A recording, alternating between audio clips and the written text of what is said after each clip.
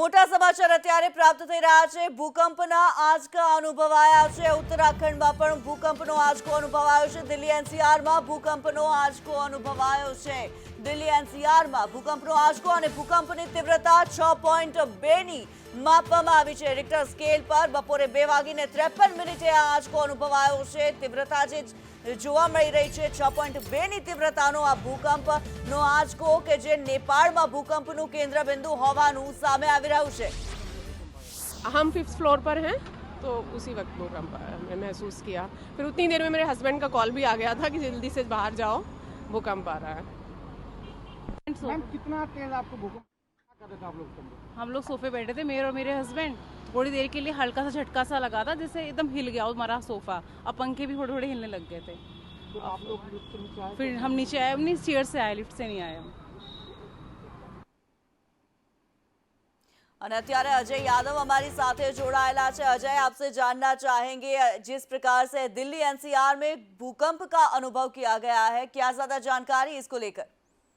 देखिए, निश्चित तौर पे काफी तेज भूकंप का झटका महसूस किया गया। यहाँ तक कि जो लोग अपने बेड पे सोए हुए थे उनको भी झटके का महसूस हुआ और कई सारे ऐसे लोग थे जब उनको भूकंप की आहट हुई तो अपनी बिल्डिंगों को छोड़ करके नीचे भागते हुए नजर आए। और कहीं एक जगह का ये नजारा नहीं था, बल्कि ये कह सकते हैं कि दिल्ली एनसीआर तो था ही, बल्कि पूरे उत्तर भारत में जो कि नेपाल से काफी करीब पड़ता है, सब जगह इसी तरह के नजारे देखने को मिले। और खास करके काफी तेज भूकंप का झटका महसूस किया गया और सभी लोगों ने इसको महसूस किया।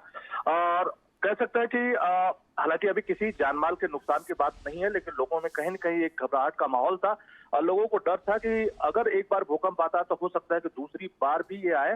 और कहा यह भी जा रहा है कि 2 बार भूकंप के झटके महसूस किए गए 30 मिनट के भीतर। 2:25 पे पहला झटका महसूस किया गया और कहा जा रहा है कि इसका जो केंद्र है वो नेपाल में है।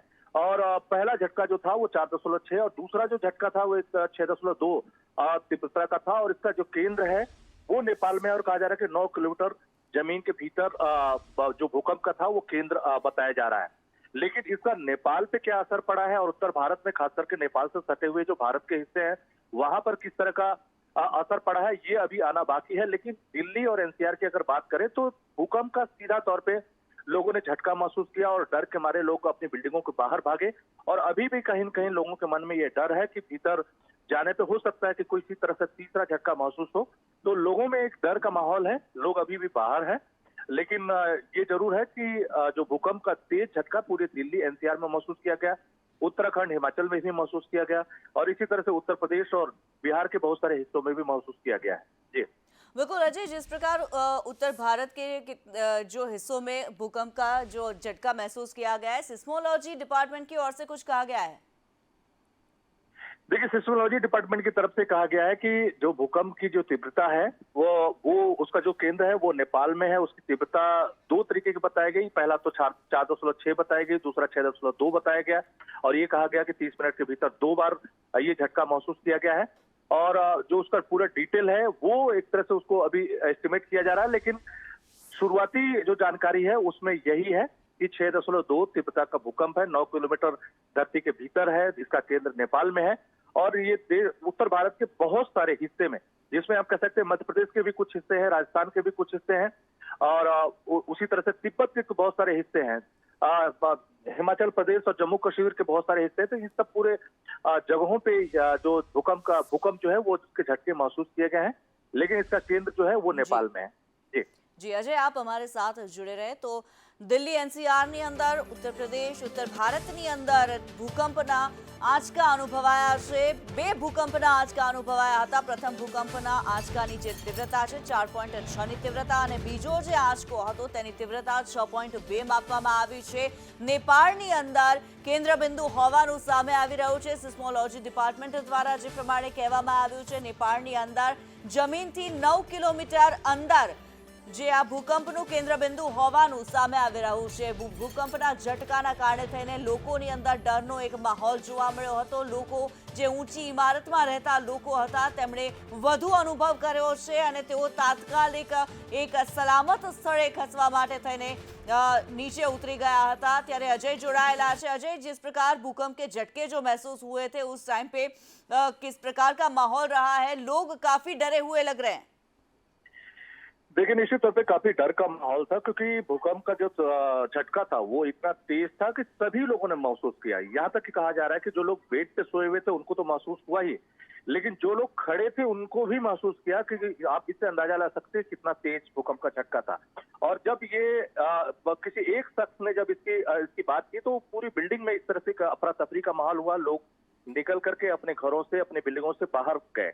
और इसी तरह से जो बड़ी बड़ी बिल्डिंगें हैं, निश्चित तौर पे वहां पे सबसे ज्यादा अफरा तफरी या घुटन का माहौल होता है, क्योंकि हर व्यक्ति एक पैनिक होता है और सबको लगता है कि जल्दी से जल्दी इस बिल्डिंग से निकल करके बाहर चले जाएं। लेकिन सब बड़ी बिल्डिंगों में इस तरह से व्यवस्था नहीं होती है, आप चाहकर भी इतनी जल्दी रोड पे नहीं आ सकते हैं। तो एक कहीं ना कहीं घबराहट का माहौल था, लेकिन लोग उतरे और करीब करीब सभी लोग अपनी बिल्डिंगों से बाहर आए।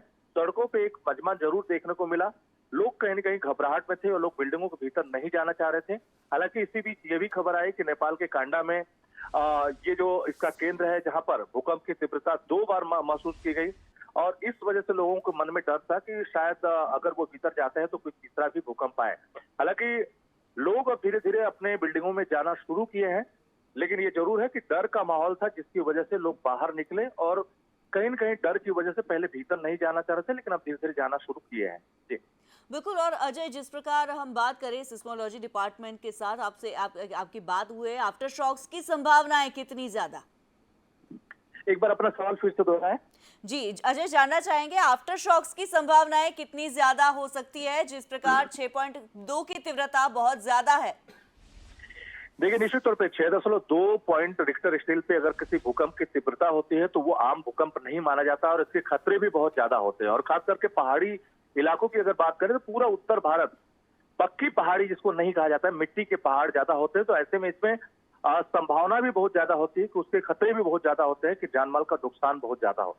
लेकिन फिलहाल अभी जानमाल के नुकसान की खबर नहीं आई है। उसका सबसे बड़ा वजह यही है कि अभी कुछ ही वक्त बीता है जब भूकंप के इतने तेज झटके महसूस किए गए। 30 मिनट के भीतर 2 बार झटके आए हैं, तो इसका मतलब निश्चित तौर पे जो उथल पुथल धरती के भीतर थी वो एक तरफ से कंटिन्यू थी। और 6.2 रिक्टर स्केल का मतलब है कि निश्चित तौर पे ये बड़ा भूकंप का झटका है और इसके नुकसान हो सकते हैं।